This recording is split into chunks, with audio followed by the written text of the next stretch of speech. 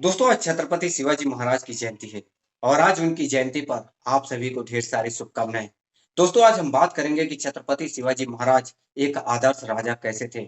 उनके मन में महिलाओं के प्रति क्या विचार थे, किसान और खेती बाड़ी को लेकर उनकी क्या नीतियां थी, गरीब प्रजा से उनका व्यवहार कैसा था, किस प्रकार अपने स्वराज की नींव रखी, कैसे छत्रपति शिवाजी महाराज सभी के लिए लोकप्रिय राजा बन गए। तो सबसे पहले हम जानेंगे छत्रपति शिवाजी महाराज के स्वराज्य में महिलाओं को लेकर उनकी दृष्टिकोण क्या थी, उनके साथ व्यवहार कैसे किया जाता था, उनके लिए उन्होंने कितना संघर्ष किया, कैसे उनको न्याय दिया।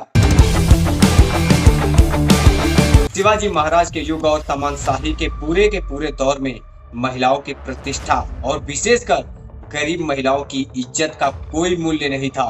राजे रजवाड़े और राजकुमारों की तो बात जाने दीजिए। सरदार, वतनदार, जमींदार, मुखिया, पटेल आदि इनके दृष्टिकोण ऐसे थे जैसे गरीब की बहु बेटियां उनकी उपभोक्ता की वस्तुएं हैं।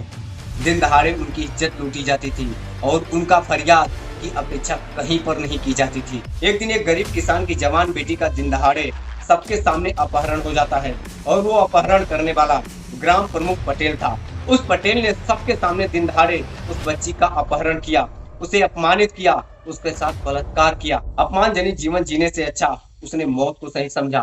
उसने आत्महत्या कर ली। सारा का सारा गांव दुखी और चुप्पी साधे बैठा था। ये बात शिवाजी महाराज को पता चली। पाटिल को पकड़कर पुणे लाया गया और उसके हाथ पैर तोड़ने की सजा सुनाई गई। केवल सुनाई नहीं गई अपितु इस बात पर अमल भी किया गया। समस्त प्रजा घोर आश्चर्य में डूब गई। गरीब लड़की के बलात्कार के इल्जाम में पाटिल को जो सजा हुई उसे देखकर जो प्रजा थी शिवाजी पर न्यौछावर हो गई और प्रजा की प्रतिष्ठा की रक्षा के लिए शिवाजी के जो कार्य थे वो कर रहे थे।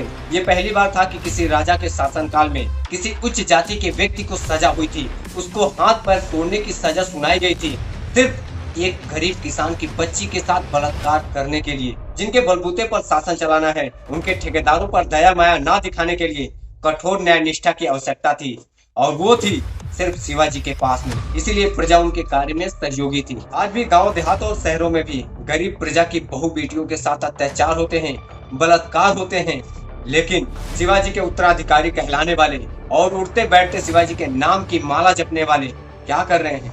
हाथ पैर तोड़ना तो छोड़िए, क्या मामला न्यायालय में पहुंचता है?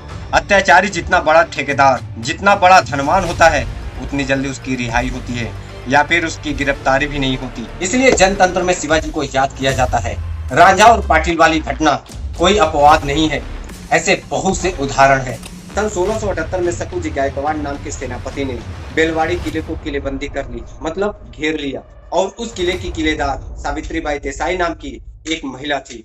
वह वीरांगना महिला 14 दिनों तक युद्ध लड़ती रही और अंत में सकूजी गायकवाड़ ने उस किले पर विजय प्राप्त कर ली और इस विजय प्राप्ति की खुशी में और उस महिला से बदला लेने के लिए उस महिला के साथ बलात्कार किया।